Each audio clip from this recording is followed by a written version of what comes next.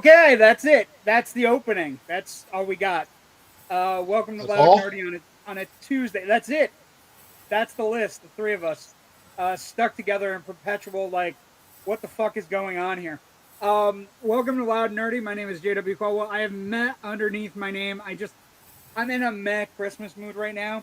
I am joined as usual by my cohorts in Loud Nerdy Crime, Jerry Kamora from the band Slapjaw, and also The newly birthday joined. boy, Jerry. It is his birthday today. We're gonna get to Yes. that. Hold on. That's true. 49 years old today. Yeah, unfortunate. TikTok hits. And also Kyle Defina, who I just want to congratulate you on ending your. What's the run? What's the list of years that you've been doing Rocky Horror? 32. 32 years. That's a So long time, man. that is a long fucking time to be doing Rocky Horror. Before we get going and talking, if you like our show, if you like our network, if you like the direction of our network, because our network is headed in a direction upward. I'm trying to head it upward. Joe and Ridgely and I are working on that. We're going to be adding some new shows in 2024. I've got a couple people in mind that are going to have their own shows. I'm very excited about that. In the Escape Network on the YouTube channel, by all means, like and subscribe. It opens up access to all of our content. It'll take you 30 seconds to like and subscribe. Not a big deal. 30 seconds, probably less, to be honest. It also has an archive of all of our old our recent Loud Nerdy shows, and then also Generation Movie is completely on there. So if You mean the any, previous 5 episodes? 6. This is 6. This is 6, so the archive would be the previous 5. Well, but this will be in the archive eventually. Anyway, why are you fighting with me early? Why? What the hell are you doing? What are you doing? I already said I'm getting you out of that meh. Look, you're already out of that meh mode. You're like, ah. Also, we have a Facebook page, Indie Escape Network on Facebook. Please like and subscribe there. Also, abundance of information comes through there. I put up posters. I put up stories. I put up everything we can. Joe has an abundance of information. People who've been on the network in the past, people who may be coming up on the network in the future. I'm looking at you, John Dugan, and a couple other people. We're very excited about the network. But the first thing, Dugan. First thing I want to talk about tonight, and it has to be celebrated.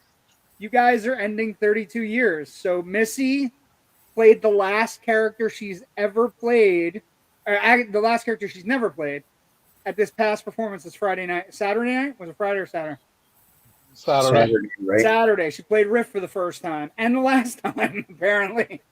And then just explain to me what's going on in this picture, Kyle. Just give me an idea of. Riff needs a magenta for takeover scene. You took over a scene and you're magenta. Yeah. You look like a Q-tip. You look like Marge Simpson. Or Marge and Simpson. Yet you are slightly turned on. I am slightly. But I just wanted to celebrate you guys. Congratulations on 32 years. Congratulations on, taking care of. The tribe needs to be taken care of. Thank you for sending me a letter and allowing me into your life, and then me allowing you into my life. It was a good letter. It was fun, and we've caused trouble and chaos since we met. And I'm just happy to be your friend. I'm happy to be Missy's friend. And congratulations. And then, that's all I want to say. I'm sitting there at the end of the night, and I open up my Facebook, and I just see Jerry with this mega crowd on a Saturday night. Like, you guys killed it too, didn't you? Yeah, he had a good night as well. Yeah, they had a good night as well. I'm happy for the both of you. I'm happy you have other lives. I control the podcast vortex of our lives right now. And I'm happy that you guys are part of my show and part of our show. And I'm looking forward to keeping this up. I enjoy your company. I appreciate you. It's Christmas time. It's always nice to be nice and happy to people. Let's get some comments in before we get going on the show. Let me get the banner up and running again, just so we have people who might want to subscribe to our YouTube channel. Comments early. Good evening, Joe Ridgely. Good evening, Joe Ridgely. Good evening, friends. Thank Kim McKernan for turning in. Evening Boys, Evening Raven. Happy birthday from Ken McKernan. Thank you, Ken. 30 years and done, Missy Defina. Congratulations. Laugh out loud. Q-Tip Kyle. Laugh out loud. No, it's fine. That sticks. I mean, that would be a great hashtag. He made a sexy magenta. He did have a sexy bitch look going. He's a great Mags. Hello, brothers. Hello, Sean Smithson. We're going to talk about you later. I'm super excited you're here. Oh. And Victor Shimonis, welcome. I don't speak emoji, but it looks happy, I guess. I know Victor. Oh, okay. Welcome, Victor. We're happy to have you, brother. Welcome and join. And if you find he's that happy you like and he knows it now, clap your hands. If you find that you like and enjoy the shit that we talk about and we hash about our lives and hash about the things we love, by all means, like and subscribe and also tune in every week. Although we're getting ready to have our big 2-week hiatus. So just, the end of the year, I want to get some. Jerry deserves some time off. I deserve some time off. And Kyle deserves some time off. Plus, Kyle's going to be working his balls off in the next 2 weeks. So he needs double time off. Okay. So let's start with news of the day. Let's start with stuff I love that not necessarily is something that's important. But Golden Globe nominations came out this week. It was yesterday, I think. Barbie's got 10 Golden Globe nominations. The Golden Globes don't effectively matter with regards to the Oscars, but they help a little bit. Now, I want to preface, Barbie has 10 Golden Globe nominations, but 3 of them come in the song category. It's nominated for 3 songs. So it's got basically 7 other awards. Oppenheimer's got 8. So the Barbenheimer effect of this year's pop culture continues. They rocketed through the box office this summer, and now they're going to rocket through the award season, apparently. And then other movies, top drama, best drama picture. Oppenheimer is going to go up against Killers of the Flower Moon, Maestro, Anatomy of a Fall, The Zone of Interest, and Past Lives. Of course, Golden Globes break everything down into comedy and drama and musical for some stupid reason. And so we're going to have Barbie going up against Air, American Fiction, Poor Things, which is getting a lot of buzz with Emma Stone in the Frankenstein comedy from the director of The Lobster, at May, December, and The Holdovers.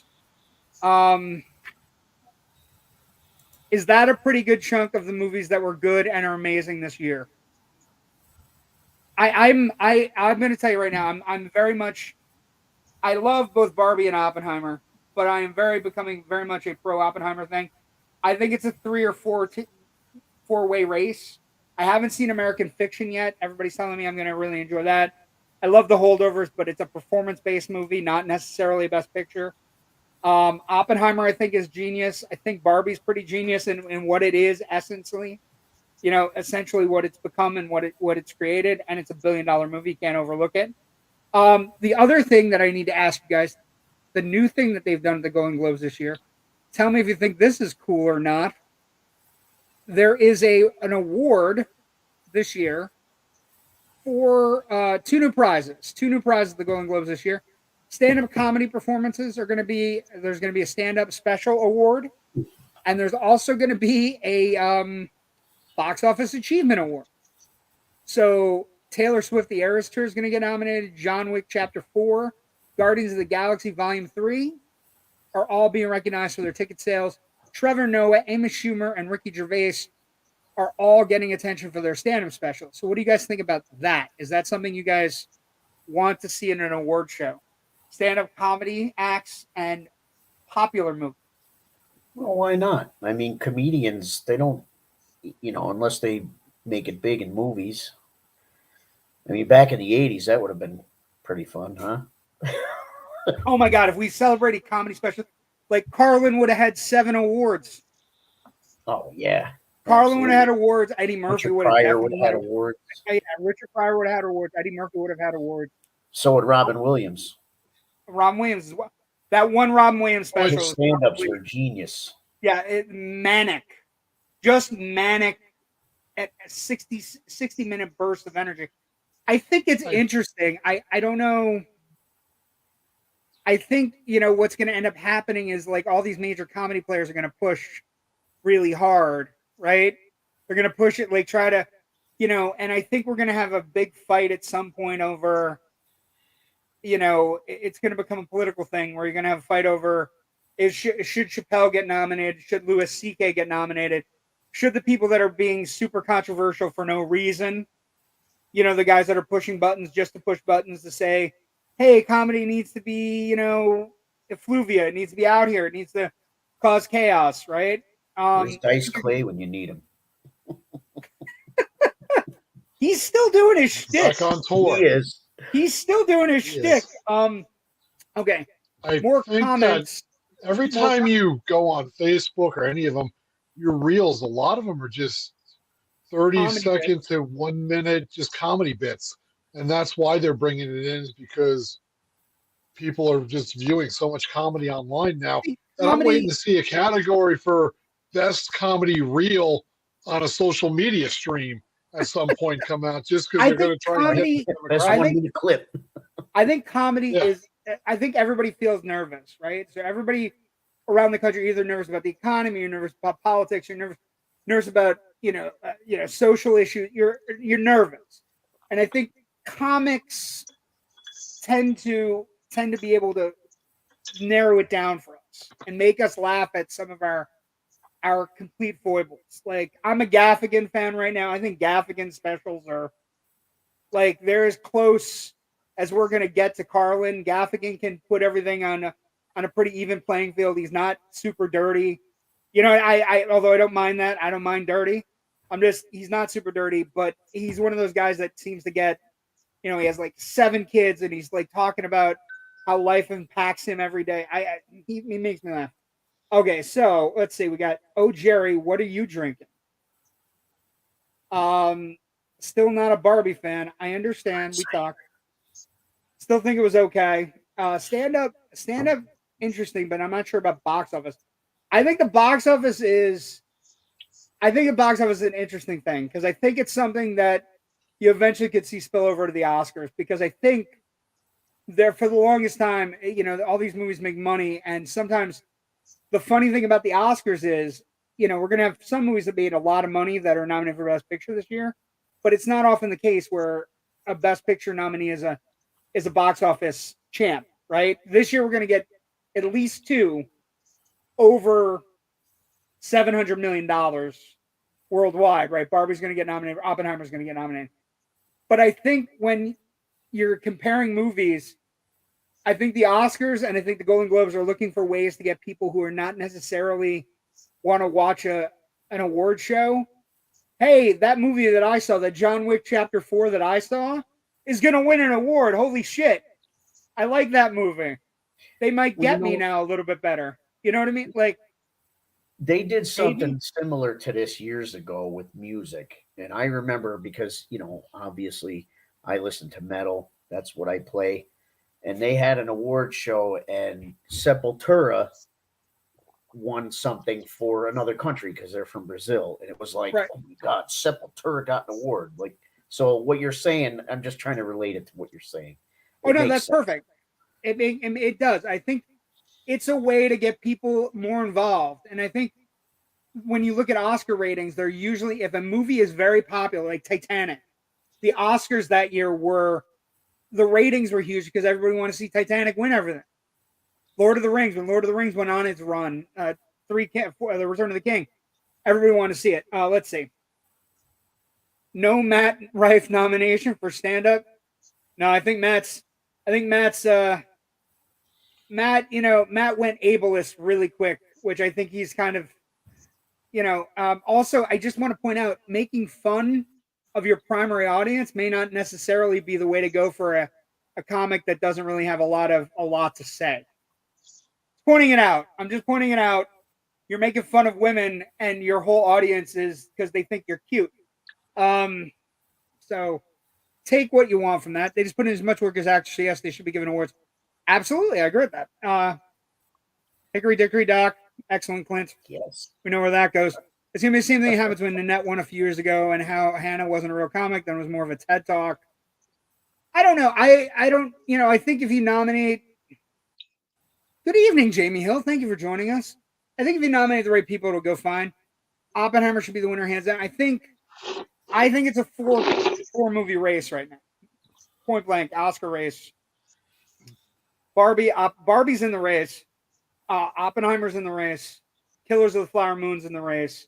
And I think Poor Things is the movie, like the weird movie that's going to sneak up on everybody.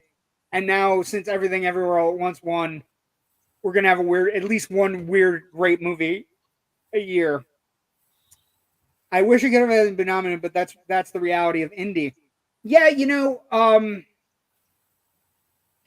I wonder, Jamie, I'm wondering how much your Skinamarink. I haven't seen anything about the Spirit Awards. I know Spirit celebrates the independent films.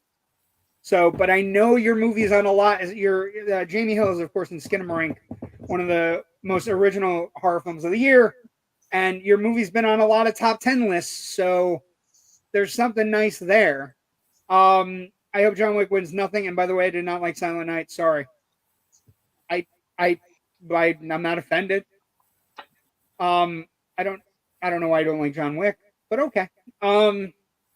I remember that, Jerry, was a big thing. Yeah, the idea dog. that You cannot hurt a dog.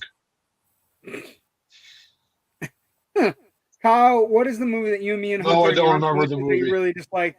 And I said that was going to be Asteroid City. Asteroid City. Asteroid City. It's not going to be. We're fine. Wes Anderson, I think, makes Wes Anderson movies for Wes Anderson. Like, I didn't think Asteroid City was his best work. Now, Grand Budapest Hotel, Royal Tenenbaums, I can get by. We just made one number 1 of 10 in the Rolling Stone. Yeah, you're in the Rolling Stone, Jamie Hill. There's a song, I believe, isn't there, Jerry? Anyway, congrats on that. I'm happy for you. That's not thrash metal. Jerry don't know it. I'm also happy. Oh, I know a lot of different music. I'm happy that horror films are getting noticed. I'm a horror fan, so. Speaking of horror fans, I do want to talk about this. I got to see 2 movies this week. I got to see this, which was a lot of fun in 4K, in Dolby. I had a blast. It was wonderful. It was amazing. It grossed $1 million, by the way, over the weekend. So it's added to its till, which is nice. A movie that's, 45 years old. No, it's not 45. 12, 35 years old. Grossing an extra $1 million on a weekend where there's nothing else opening is nice. Box office, of course, dominated. Right there. What was that? Box office was dominated by Japanese movies this week. American box office.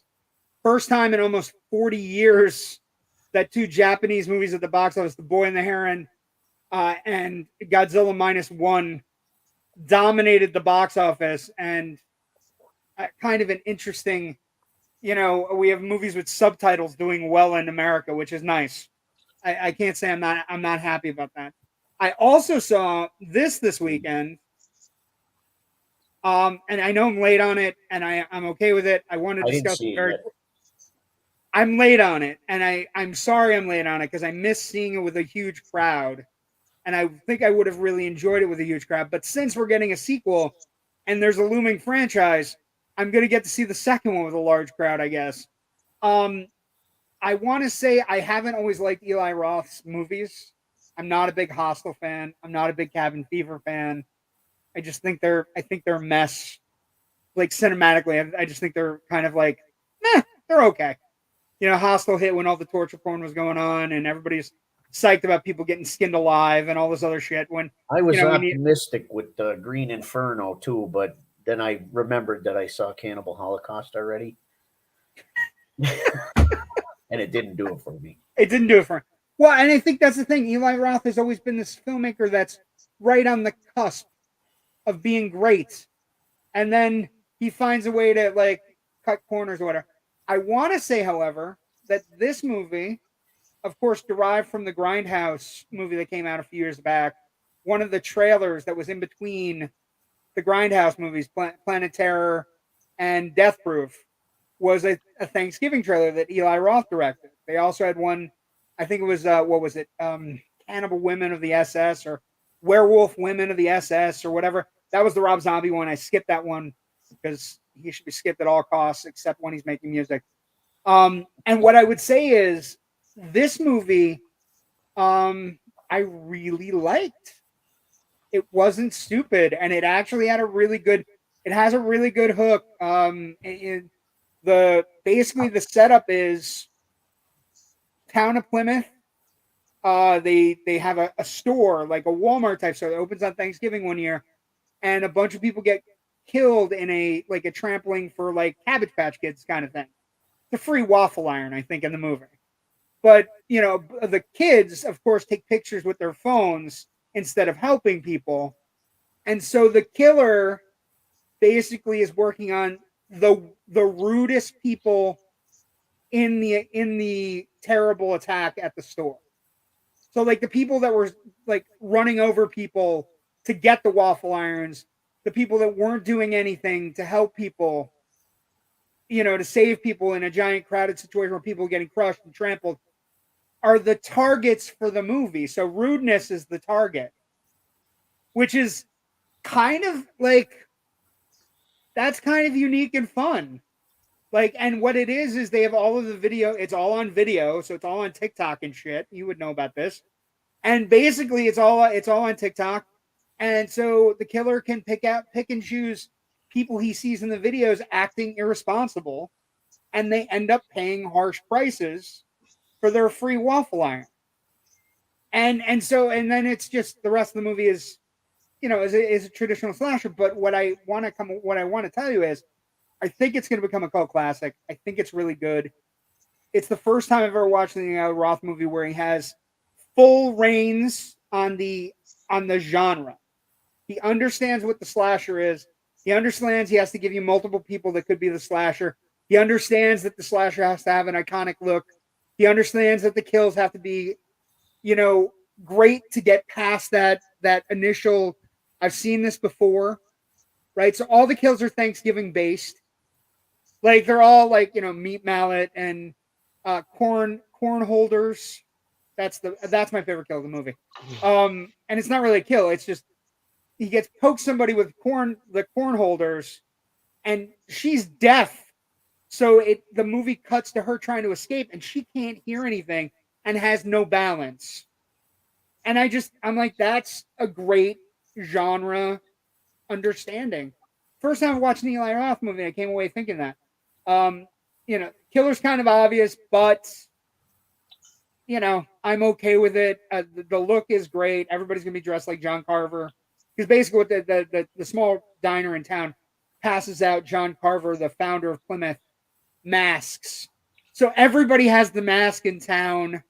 It's very much like the Scream mask. I actually think this particular franchise could, with all of the trouble happening with Scream 7, I think this franchise could take over.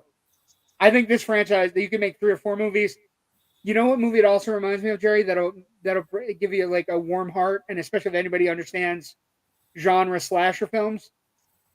It reminds me of My Bloody Valentine. A lot. It's a small town. Everybody knows everybody else. The kills are gory. Right. And it ends with, the killer not being caught. Theoretically, maybe. I don't know. I don't know what's going to happen. I don't know. But I enjoyed it immensely.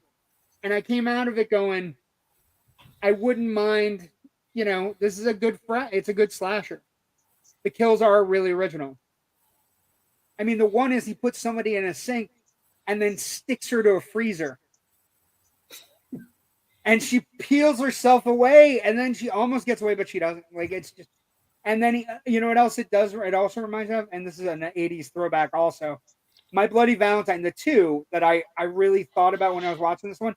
It looks and feels like My Bloody Valentine, and it also looks and feels like Happy Birthday to Me, which is one of the... What a great fucking slasher film from the 80s. that premise is just a birthday party at the end with all of the people that have been murdered.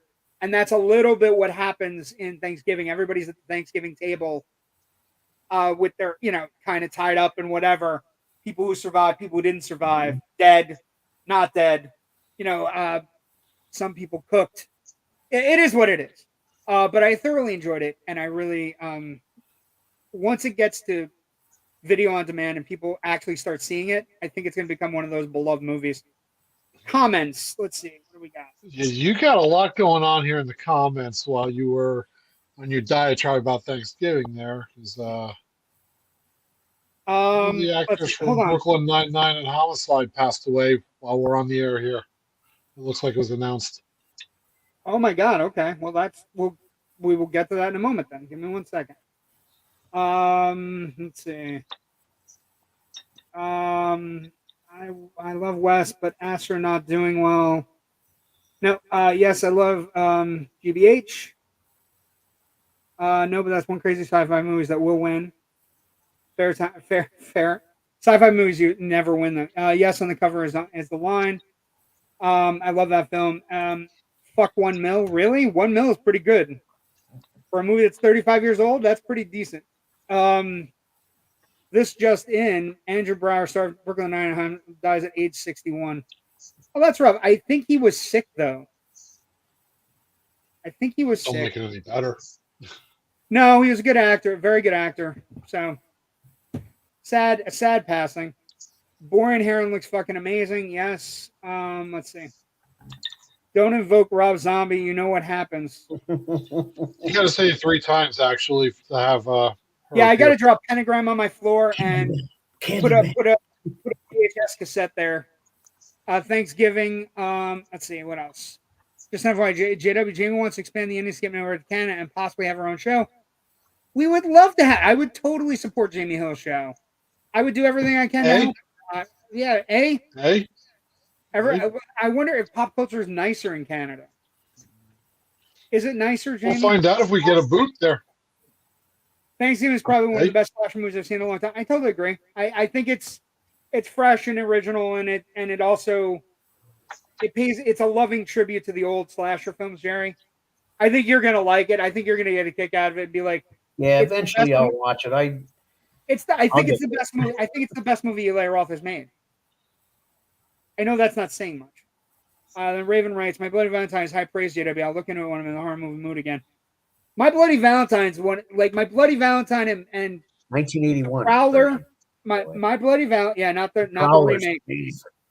The Prowler, My Bloody Valentine, and Happy Birthday to Me are 3 slasher films that I saw in the 80s when I was a kid that they more than live up to the genre. Happy Birthday to Me, actually, if for fans of it's also got a lot in common with April Fool's Day. Yes. Right? I was just going to say that.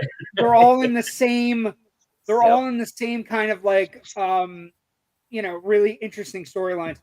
This one though, I think is it's got a good final girl. She's not great, but she's not awful. It's got a lot going on, and it's got it's anti-consumerism on the holiday, but it's also it's pro slasher. He really gets it. I was impressed. I feel like Thanksgiving should have come out in the 80s. It is 80s level entertainment. It's so good. On some of the kills are just the kills are fantastic. The kills are pretty amazing. So good. I know you don't like horror films, but I just wanted to get that in. Let's see other things that are happening. Let's talk about we hit the Golden Globes. Let's talk about where we are with Wonka. Now, you had put up a question in our group before the show. Do I think The Boy and the Heron are going to impact Wonka in any way? And here's where I'm going to try to explain this. No, it's whatever's going to happen with Wonka. The Boy and the Heron is going to do fine in whatever it does, and it's probably going to play through the holidays. But what you're going to see with Wonka is taking all of the premium screens. So this past week, the reason The Boy and the Heron did very well was because IMAX and Dolby screens were going The Boy and the Heron's way because they were trying to make money. IMAX and Dolby screens or whatever premium screens were going Boy and the Heron way because people wanted to see it opening weekend, and the people that knew about it were out for it, right? This weekend, when Wonka opens, all of those screens that are premium format that helped the Boy and the Heron get to 10 million are getting absorbed into Wonka. Now, we will have a fight next week for premium screens because they're going to split them up with Wonka and Warner Brothers. But it's interesting because Warner Brothers is essentially who's fighting. Warner Brothers, I talk a lot about David Zaslav being an idiot, and he legit is just the biggest tool bag in the shed. Like, he is just, because he's releasing his 3 movies on top of each other. So much so that they did a commercial on Sunday Night Football with all 3 of the movies that are coming out from Warner Brothers on top of each other. So it's Wonka, then Aquaman, then The Color Purple. They're all like, at first it looks like a genius commercial. Yeah, they made it look like it was this big event. Yeah, that all these movies are And coming out. It's a genius. It's genius. Okay, it's a genius. If you're trying to save advertising budget, it's genius. Because what you're doing is quick interviews with right. You have quick interviews with the stars. You have It was a 3-minute long commercial on Sunday Night Football where basically Warner Brothers is going to dominate this holiday, maybe, right? And what I'm going to say is the interesting thing for me is after I watched it, I'm like, well, first off, I'm probably going to go see all 3 of those movies anyway. But what I started thinking about was, here is a guy who's not focusing on one movie at a time. He puts all 3 together in a sandwich, like a pancake, and it's one ad, and I bet it's to save advertising costs. And then you start to realize he's releasing 2 movies with very similar age range and age brackets, and 1 movie that's an Oscar contender and a musical on Christmas Day. So he's legitimately putting all of his like, he could have moved Wonka up. He could have moved Wonka up to this weekend. It at least would have given it 2 weeks to get to Aquaman, but he didn't. And so now we're going to have 3 Warner Brothers movies cannibalizing each other, fighting for screens. He's just, the Zaslav is strong. And actually, it all ties in also really quick. This is a story that came up on, and somebody put it in my feed. He today also sold all of the DC movies that are one of the big reasons to get Max. He sold all of them to Tubi, licensed all of them out. So the Batman with Pattinson, Tubi. All the Batmans with Michael Keaton, Tubi. All the Superman movies, Tubi, starting January 1st. So what the fuck is the point of having Max? If the stuff that's internal to Max and Disney and what? Tubi's where it's at. Tubi's free, but he's licensing all of it. It's actually pretty good for horror flicks, though. I'm not gonna lie. It really is, but Jerry, in this particular case, you're running a giant streaming service, and one of the big things you have in your chamber, your gun, is that you have all of these DC movies that people love. Rightfully or wrongfully, they love them, right? Justice League, you can fight for it, but all of them are going to be on Tubi for free. So why do I subscribe to Max? And then it came out that a bunch of other movies are going because too. Because he's not looking at the movies. He's going with the live sports, because I can't open an email without seeing what game they have playing, whether it's basketball, hockey, or whatever. And I mean, when we talked about the Golden Globes, completely overlooked, Succession was right there with Barbie and Oppenheimer with nominations, and that's a Max property too. And I think they're going to go more towards. You remember the good old days when, if you were on HBO, it was for the 3 of us. At some point in our lives, we spent some Sunday nights waiting for an HBO show to appear, and then we would talk about it with our friends and be like, "Holy fuck! Did you just watch that?" Right? And yeah, we had it with Westworld, we had it with Succession, had it with Game of Thrones. He's giving all of them away. So what is the point of having a service? Especially when these services are trying to single themselves out. Not to mention the fact he doesn't treat creators great and all this other shit. But this is one of those things. How could you give away DC? DC is, as much as you fucked it up, as much as things have gone wrong for DC, you still have the Keaton Batman films. You still have all these movies, and and also, because I know you're a fan of them, Kyle. I know we've talked about them. The animated DC movies are going too. The Tubi for free. Oh, I know. It's like, holy fuck. I mean, that might actually pay off, though, in the long run, because you might get some people with eyes on them for the first time because they're free that might actually go see the new ones that come out in the theaters. Well, especially when they hear, oh, these were bad, but now we got James Gunn who bought you Guardians of the Galaxy that you loved. So come to see this new release of DC movies. That's people another are one for this other service, though, right? Well, yeah, like why are you paying for a Max service if everything's on fucking Tubi? It makes Max is one of the most expensive services too, and like if you think movie fans are going to pay for, your Discovery Channel shit, which is, somebody's naked, or somebody's buying a house, or somebody's fixing up a house, or a naked celebrity's making pancakes. Like I don't give a fuck about any of that shit. So whatever you're like, he perplexes me. Do they put any fruit in said pancakes? Do we have like strawberry pancakes? No, I blueberry. I think you have blueberry. Blueberry. Okay, I'm interested.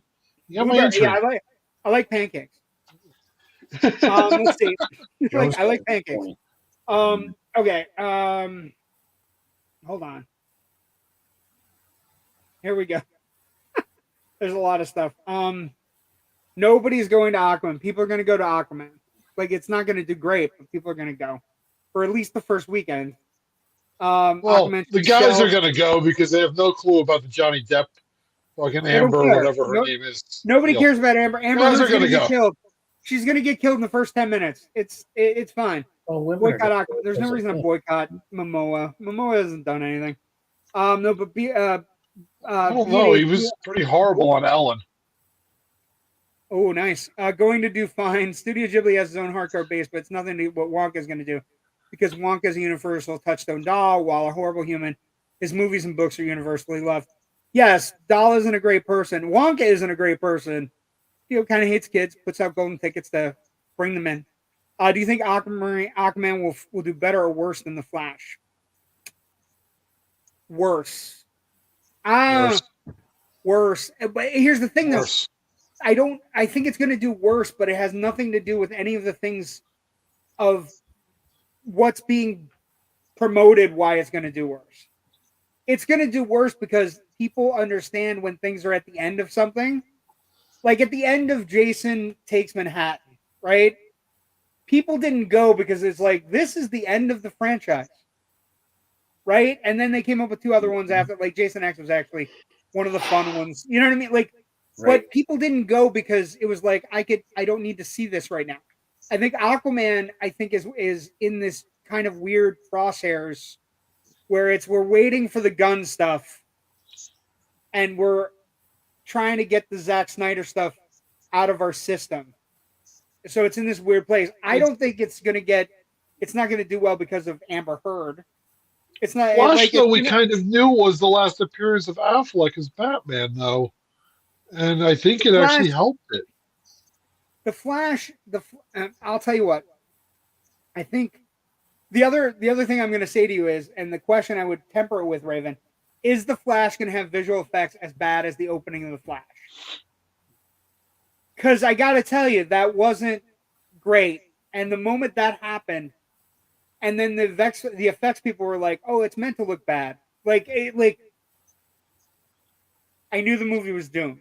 Like, and I enjoyed bits and pieces of it. Keaton as Batman was great, and Sarah Kaye was fantastic as Supergirl. And I'm sad that she's not going to get a second knock at it in the DCU because they are bringing bits and pieces. She was one of the best things in the movie. How much of Keaton being Batman in the Flash drove people to see it, though, to see what part he's doing and like how they incorporate it? That's the think it was key a because big. Ezra Miller I think. had a lot worse publicity spin going into the Flash than Amber Heard does going into I think. Aquaman. Yeah, I think. Yeah, I think that kid had way worse. Amber Heard is like. The problem is the Flash and Aquaman aren't necessarily. The Flash has still been in the zeitgeist of people because of the CW show. So I think that helped it a little bit, although he's not everybody's Flash. But the Keaton thing really helped. I think Aquaman's going to do worse, but it's not. It's got no competition that the Flash has had this summer. Do you know what I mean? Like the Flash got dropped in the center of summer with nothing, with everything against it, right? Including bad reviews, crazy press. Aquaman comes in as a Christmas movie, and there's no other movies like it for months. You know what I mean? And there's nothing around it that's so big that it could blow it out of the completely out of the water. But So that's to not speak. the family going movie for the Christmas time. Wonka is. I just Wonka's going don't to be. see Yes, what? That's true. people. Yeah, I don't see people breaking off from the family unit to go independently Aquaman. to a Sure. movie to Aquaman.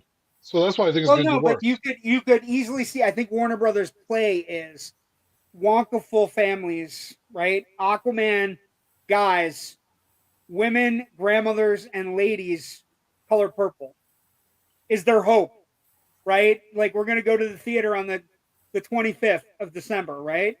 You, me, and Jerry are gonna go to the theater with our families on the 25th of December. You, me, and Jerry might break off and go to Aquaman with the sons, right? Jerry's wife, your wife, my wife might go, hey, let's go see Color Purple. I think that's what they're kind of hoping for. That they're releasing 3 movies with different. That's my guess. Missy says worse. I'm getting the idea that Missy Aquaman's doesn't going to like do Aquaman. worse. I think it is going to do worse. Aquamarine. You remember the whole Johnny Depp conversation you've had with Missy, right? I understand. I'm just Like, okay, still no AEW let's just pay put per that view up. contract. Raven, the story today. I don't know if you heard this one. The reason there's no AEW pay per view contract, I don't know if you've heard, but Warner Brothers is in negotiations with the WWE to bring Raw to Max. That's one of the stories of the day. For I know. Maybe that's Have why you they're heard that? cleaning Did out you hear about that? the movies. Yeah. Well, he's definitely got something with live programming, but that's one of the stories of the day with regards to wrestling. Is that WWE is in contact with Warner Brothers about moving Raw to Max or to TNT or one of those channels. And if that happens, the AEW contract will be very much like the situation, and Kyle remembers, but I don't know everybody else does. As a wrestling fan, there was a time when ECW and WWE were on the same network. TNN, I think it The was, and Nashville Network. the Nashville The network, yes. Nashville Network. And what happened was, they kept them there for about 6 months, and then when they realized that the ratings for WWE were so much higher, they got out of their contract with ECW for ratings purposes. So Tony's in trouble, a lot of trouble. Let's see. Wasn't 2B is wrestling free on right now, but once USA they get all for a those while? titles, how long do you think they're going to be free? Part of the licensing agreement is that they stay free. Part of the agreement, they're paying for all these things with an ability to stay free, and all of their stuff. People who watch There's 2B know ads. you have to watch ads. There's no There's non-ad ads structure. on TV. There's tons of ads, and they're constant. They're like every 7 minutes or so. A lot of indie horror folks make a fortune on Tubi from ad revenue. I can only imagine how much WB would make on Tubi with ads. Yeah, that's the point. But my point is that you're nullifying the product. You're bringing the product down. Okay. Actually, I kind of agree with Kyle over the Have you watched the movies? They already bought the product down. I think the Scream movies have reached them, specifically the 2 main characters gone. Yeah, I think Scream's in trouble. Like, no Ortega, and no crazy woman who says all kinds of weird stuff. And we're going to talk Doc Who during the 60s. I'm going to thrash you. sending you a Dalek. I don't want a Dalek, and I can't talk about Doctor Who Raven because I haven't watched it yet. I haven't had a chance. I have 2 small kids in the house. Please forgive me. Who? I'll get to it, I promise. The end. I like Laugh falling microwave babies. It was terrible. Okay, so Wonka's You didn't like project. that Flash beginning? The Flash beginning was awful and the worst special effects I've seen in a major motion picture, possibly in my lifetime. I enjoyed it. But I kind of like that. Indoctrinate your kiddos. I can barely get them to watch. I can't even get them to watch Star Wars and Superman right now. So a couple things. Big news broke today. Well, first off, Wonka's projected 35 million. I think that's low. So if we come out next Monday and anything over 30, I'd say anything over 40 or 50 million. 55. You think it's gonna be 55? I don't think it's gonna be that high. I think 45. Because 30, I think 35 is too low as a projection. I think 50 over 50 is too high. If it does over 50, that means it hit. I do want it to hit because I desperately want this director. And have you guys seen the Paddington movies? I know you guys are old. I saw the first one. The Paddington movies are pure bliss. Excuse me, as I choke. They're pure cinematic bliss for me. So if Wonka hits, that means they'll be more recognized, and I desperately want that. But 35, I think 35. Paddington is huge. Oh, the movies are great. They're 2 of the best. No, Paddington is huge. When you go over when we were over in London, there's just stores dedicated to Paddington Bear. Yeah, no. Every travel shop in London, like when you go to New York and you got the New York gifts, and it's like Gotham this and I love New York. There, when you go to London, it's the King, the Queen, Harry Potter, and Paddington Bear.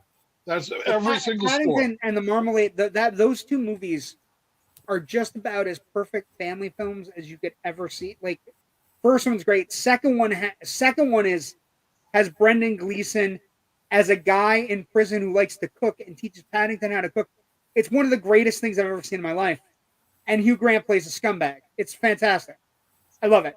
I think 35 is too low. I thought JW just loved the fact that a bear that can cook. I do like a bear that can cook. That's a personal thing. Wonka, by the way, is generating 83% on Rotten Tomatoes right now, so it's trending super high. Another big story of the day, since we're talking about Warner Brothers so much, has to be discussed. A major cog fits into the wheel today. This is it. Nicholas Hoult, star of X-Men, who played Beast in the new X-Men First Class franchise. He was up for the role of Superman, but he is now Lex Luthor, and I think Gunn is just assembling just this. Corn Sweat's a great choice. Rachel Brosnan's a great choice, but this is a Lex that we can, like, it's not Jesse Eisenberg. It's not going to be Jesse Eisenberg's Lex. This is a Lex we can all get behind and go, yes, I understand that he hates Superman because he's looking out for us, or whatever is going to happen, however they're going to do it. Because he didn't get the part of Superman, he hates him. Right? That's fine. That works. Like, think about it. Anything would be better than Eisenberg Lex. It's not even acting. It's real. It's real. I can't wait. But the casting that's come out. First I kill Facebook, then I kill Superman. Oh, sorry. Gunn has made some very interesting choices and decisions, and how could you not be here for it? He's a talented filmmaker. He's in charge of everything. He seems like he's got it going on, and he's putting of vital importance this character. This is the character that should be super important to DC. It always has been. And you know what? I'm totally right. And you know why I'm right? Because in 1978, this happened. Look at him. Think about how many people watch this goddamn movie. Think about how great the fucking music is, how wonderful Marlon Brando is, how great Hackman is as Lex. Obsessed with real estate.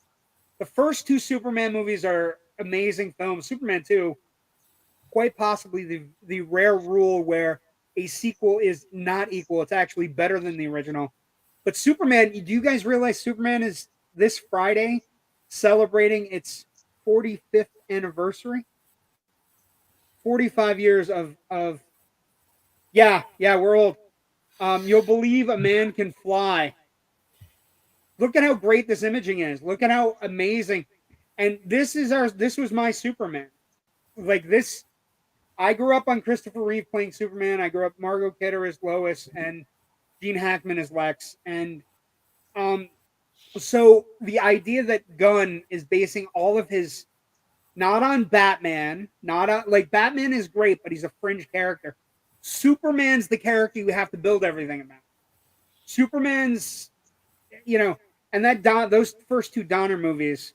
He's really always been the main one, right? I mean, Superman. Yeah. And Batman's kind of right there, but Batman's probably in the latest 30 years of pop culture. Batman's probably surpassed him only because we've had more Batman movies, we've had more Batman comics, and Superman is notoriously hard to get. You can see Superman Returns. Although I rewatched Superman Returns last week, it's a pretty great fucking movie. It's not Superman 1 or Superman 2, but Ralph is trying really hard, and there's some great set pieces. The plane and the shuttle set piece at the beginning, it's really good. Like it kind of falls on its face later, but I mean, it has the great sequence where he's flying over Gotham and somebody's using a chain gun, and they shoot him in the face with the bullet, and the bullet bounces. Like like Superman's notoriously hard to get. I hope Gunn has it. I think he does. So I think we have a lot to look forward to. But we also need to look to the past. Superman. If you can show somebody Christopher Reeve's Superman, it's such a great movie, and the score rivals only Star Wars and a couple other film scores.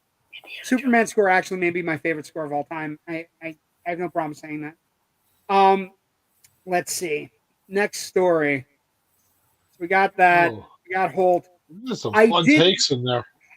Number one, I want a picture of Joe Ridgely's full or half sleeve tattoo of Superman Doomsday Battle. And Sean with the Stacy was the worst Luthor, in his opinion. Okay, Clint claims that apparently Lex is going to be more of an ally in the first movie, like in Smallville. That would make sense. Okay, let's go back to everybody. Paddington's massive movies were surprisingly very good for a family movie. Very good. He's going to be good. He's a baby. Did you see he cast his brother as Maxwell Lord as well? Yes, I'm super excited about that because I thought they botched Max Lord. Makes 4 characters he will be playing. He's on fire. Holt is actually one of the great young actors of our time. You can also see him in Mad Max Fury Road. Pretty spectacular as Nux. Really good. Wait, am I the same age as Superman? Are you 45? If you are, yes, you are. Welcome, 78. Was you born in 78? Apparently, Lex is going to be more of an ally in the first movie, like in Smallville. I'm all for that because I think that you need to have that break, right? I think one of the things that made Smallville pretty interesting was that they were together and then they weren't. Weasel, Lord, G.I. Robot, and Calendar Man. Yep. 77 was a great year. 77 is Star Wars. 78 is Superman. Let's see what else. Keep scrolling, you'll be fine. My first Superman made me a collector. I have a half sleeve tattoo of the Superman Doomsday Battle. Send the picture, Joe. We'll get it up. 78 was a great year. Laugh out loud. Okay. Miss Spacey was the worst Luthor in my opinion. I agree. I don't think he understood what was going on. I think he was trying to mimic Hackman. It was weird. There was no real nobody line can mimic Gene Hackman. Just saying. Yeah, it was really I want to see the tattoo. Number 2 close together. I gotcha. Another thing that came out today, interesting, really quick. We're gonna just brush on this because we got a lot of stuff as we almost hit an hour. Netflix released its biannual viewing report with tons of data, including licensed titles. And so this is part of the the Writers Guild agreement and the Actors Guild agreements. And so basically this report is called What We Watched, a Netflix engagement report. It covers 18,000 titles and 100 billion hours viewed between January and June of 2023. It includes hours viewed for every title, both Netflix original and licensed TV shows and movies, watched for more than 50,000 hours during that period.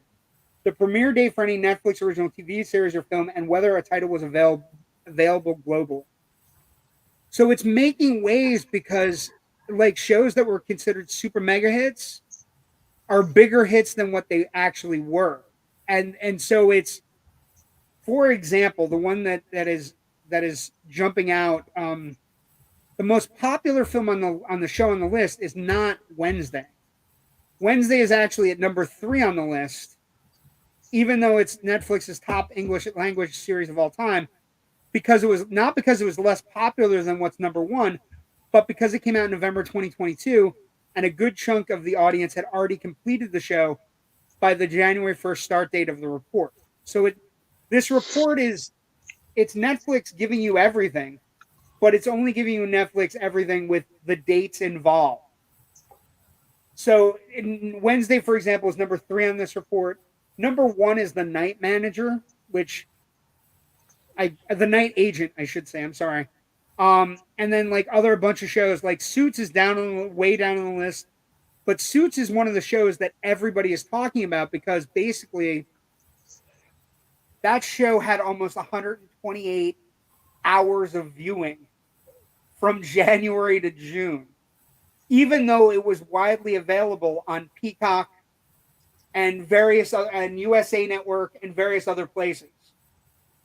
So what Netflix is saying is we can take your licensed shit and make it important,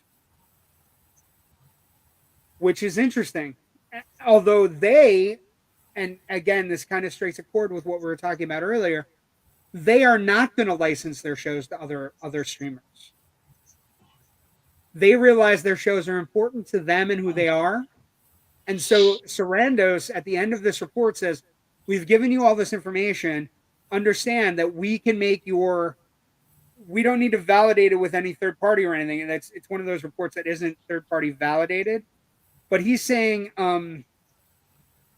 as a key negotiation point, we're giving you all the data transparency we can.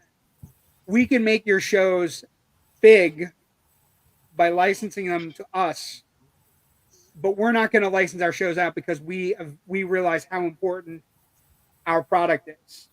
And so like the other findings in the report include Ginny and Georgia, Alice in Borderland, The Marked Heart, Outer Banks, You, Queen Charlotte, A Bridgerton Story, Exo Kitty, and Murder Mystery 2 and Extraction 2 were the highest things they had going. New series like The Night Agent, The Diplomat, Beef, The Glory, Alpha Males, Fubar, the Schwarzenegger piece, and Fake Profile are generating huge audiences and fandoms. The enthusiasm for non-English stories generated 30% of all viewing globally. And then the staying power of all their titles. It's interesting. I think this goes right back to a conversation we had almost 6-8 months ago. Is why? Because Netflix has the best user interface, and they got that top 10 that now is movies and in television, and they basically tell you this is what everyone's watching. So you got that fear of missing out, so you're going to start watching it too. Yeah, they have the best user interface. I mean, I binge watched The Office probably 7 or 8 times on Netflix. I haven't watched it once on Peacock because just the interface is not as good. Well, and I think that's part of it. I think the idea that they have the best user base in the world, so they can take something that might be only a marginal hit on a Peacock or Paramount with considerably less viewers. And Suits was on Amazon and Peacock at all times. Yeah. And it took going to Netflix for it to be found. And one of the things... but all of a sudden, Suits is in the top 10 of television shows streamed. And, Meghan Markle happens to be the one featured on the cover of that, which she's married to Prince Harry. And also, Meghan Markle has a show on Netflix. Didn't know that. Yeah, it's perfect. But also, one of the things that happened, you're talking about the interface, their search function, their engine, put Suits into places where one of the things Sarandon says about the report is that it says that we took our licensed material that we licensed from other places, we put it into our viewer streams. They found it. We knew they were going to like it because of what they've already watched. We know they were going to like it, so we put it out there. When we put it out there, Suits hits. It's interesting, and it's also a total dichotomy away from what Zaslav's doing. Okay, let's get some comments. Let's see. I love Smallville, but I just can't want to see Allison Mack on the screen. Yeah, Allison Mack. Allison Mack was very disappointing, Sean. You don't. If anybody doesn't know, Allison Mack was on who played Chloe on Smallville. She's one of those. She basically joined the Nexium cult, which is a sex cult, where she was lining people up, basically branding women and using them as slaves for the guy for Raniere. So I understand, Sean. I understand. Like Ilsa. The tattoo has gotten muddy over the years in desperate need of a touch-up. I'll try to find an original picture from years ago. Oh, please. Have you looked at the people that are on your screen right now, Joe? Let's give us the pic. Jesus. Netflix just put Dick on the table and said, I'm already muddy. there you go. You can look, no touch. Yeah, basically. Well, I think the interesting thing is it's a day after Zaslav sells. It's literally hours Take it after. off, Joe. Take it off. Didn't Netflix license their Marvel shows to Disney? No. Basically, they reverted back.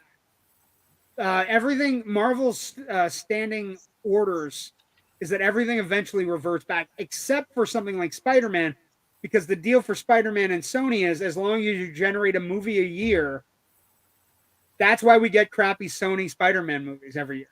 That's why we're getting Madam Web in February. Wow, does that movie look bad? All right, so I disagree because we watched Suits when it was actually real-time coming out. That's fine, but it's sure. Suits was a major hit. That has nothing to, yeah, that has nothing to do with it. Suits. I watched Suits when it came out too, but Suits became the hit that it is right now at this moment, with talks of possibly bringing everybody back, except Markle, of course. The worst is Star Streaming Service. You can actually get it to work.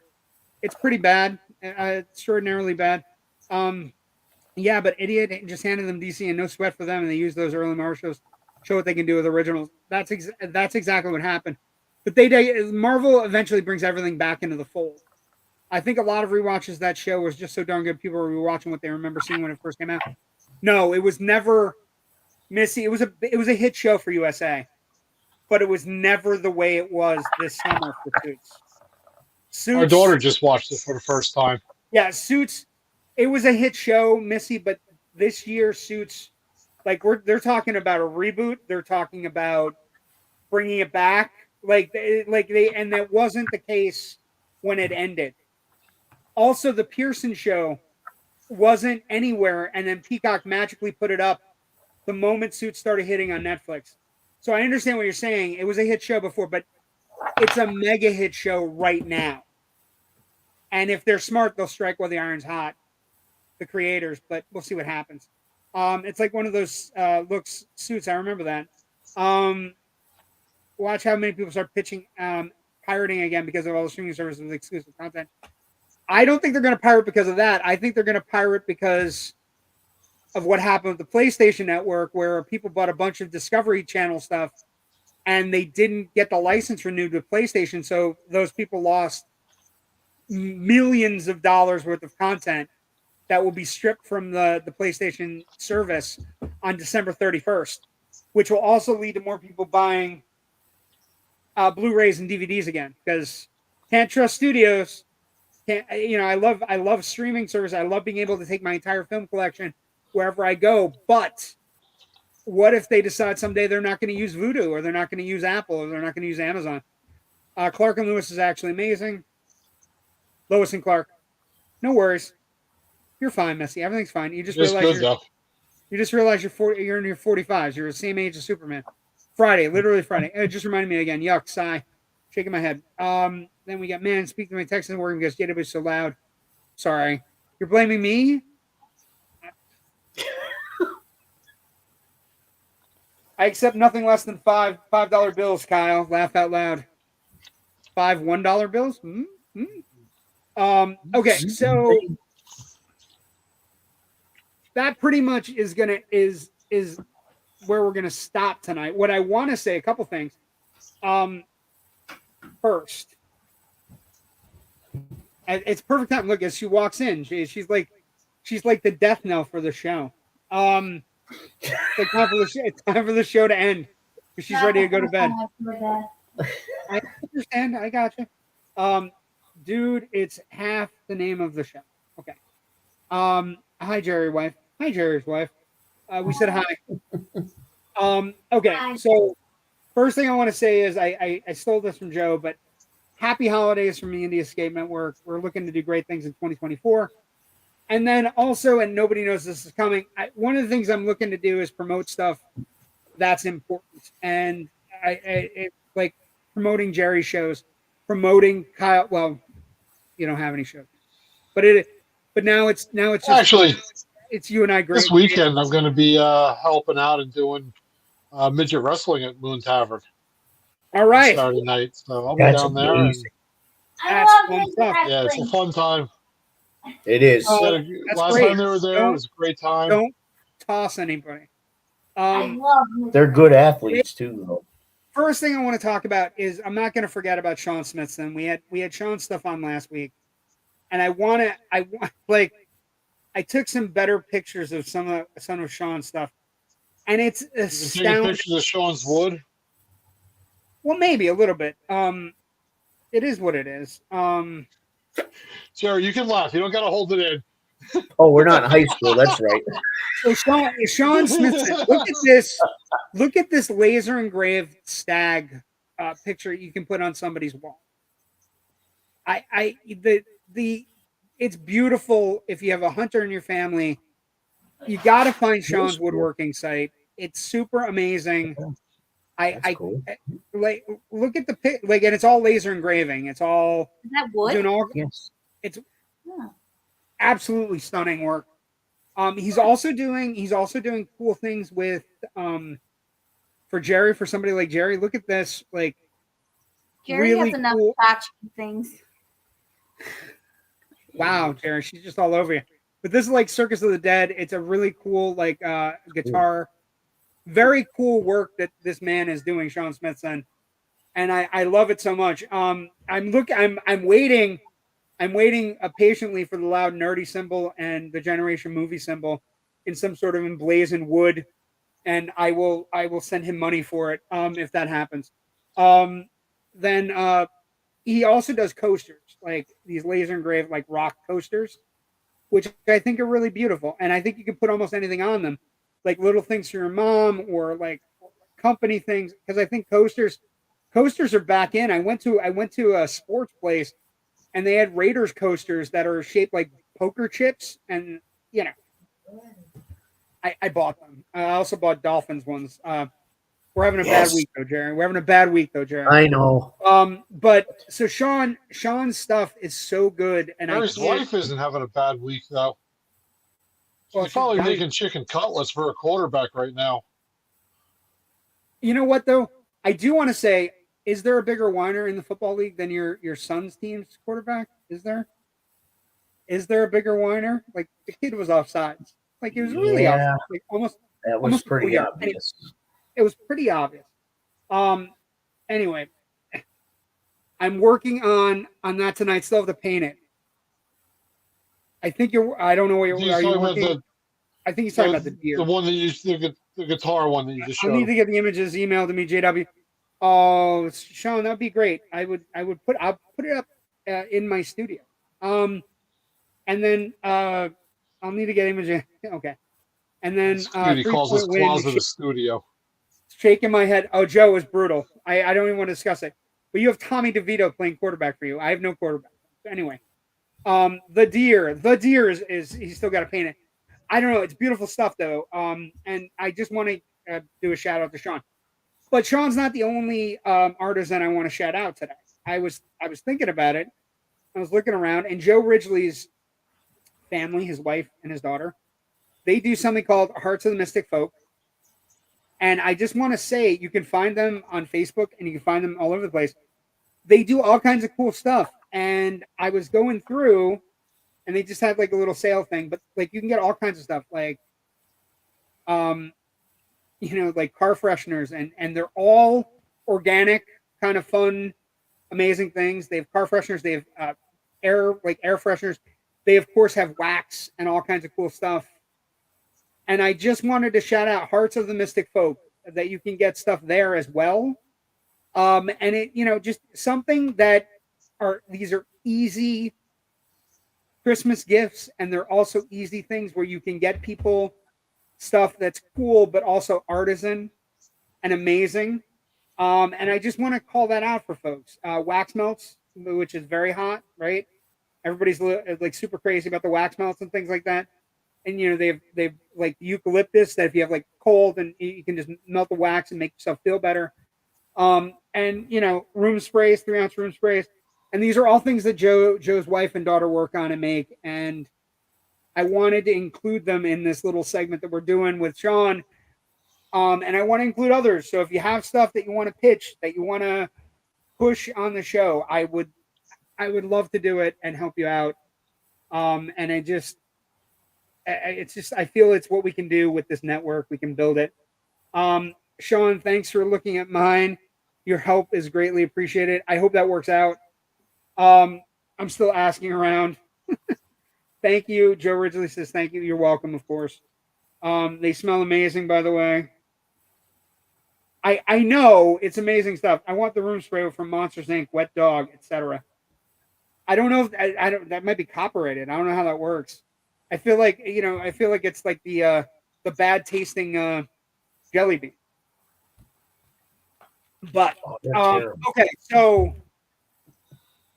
I'm gonna give a big preview for next week. A couple things are gonna happen next week. I'm gonna come up with a top 10 list. I'm gonna try to come up with a top 10 list, even though I haven't seen everything towards the end of the year. We're gonna work on that. I'm also gonna work on a preview with Jerry and Kyle for the first 6 months of 2024, January through June. I'm going to try to do both of those. It's going to be a massive undertaking. I'm going to mention major movies that are coming out, their dates, get everything compiled, put it on the bottom so everybody can see where we're at. And those are the two things we're going to work on for next week as we prepare for our holiday break. Kyle Defina, where can you find information like on your midget wrestling and all of your other cool things? What are you doing? All these things you're working on. Nowhere. I got nothing to promote anymore. I'll just be at the Moon Tavern Saturday night. I got nothing going on. Probably Thursday night we're going to go see Wonka. We're going Thursday night to see Wonka as well. Super excited. I think we're going to do Wonka on Friday. Generation Friday movie, or Thursday? Which is it? Oh, you're going to do your review on Friday. I'm going to watch it. I'm going to review it for Friday. That's what I do. That's who I am. I put it up just like I was on PA Live. Back in the day, I do it on Friday at like 4:30 because that's perfect timing. It's right before I have to go to D&D. Too cool. Thank you, Jerry. Thank you, Joe. Standing D&D date. Ooh. Look, there are very few things I truly enjoy in life, and D&D is one of them. So I'm okay with it. I'm okay with being a nerd. I roll dice. It is what it is. What you don't know what that is? I don't know what that is. Dungeons and Dragons. I had to explain for a second. Sorry. It's a role playing game. It's an RPG. Oh boy. I don't know what that is. Okay. Well, we've officially jumped the nerd shark today. It's female. Too cool. Thank you, Joe. And then last comment. I love D&D. I know it's amazing. I think your wife. I think everybody should play it once in their lives just to try to build their own character and be the center of their own story. But happy birthday, Jerry. She doesn't even know what D&D is. And a big happy 49th birthday to Jerry Kamora. Thank you for coming tonight. You can find me, JW the Movie Guy, on Facebook, Instagram, that thing formerly called Twitter, Blue Sky, whatever it is. I don't want to. That gives it credence. Don't. He's a douchebag. Instagram. You got Threads, Joe? I don't have Threads. I have Blue Sky right now. Instagram, I heard Facebook. Threads is starting to get a little bit of a catch now since he went to X. Maybe.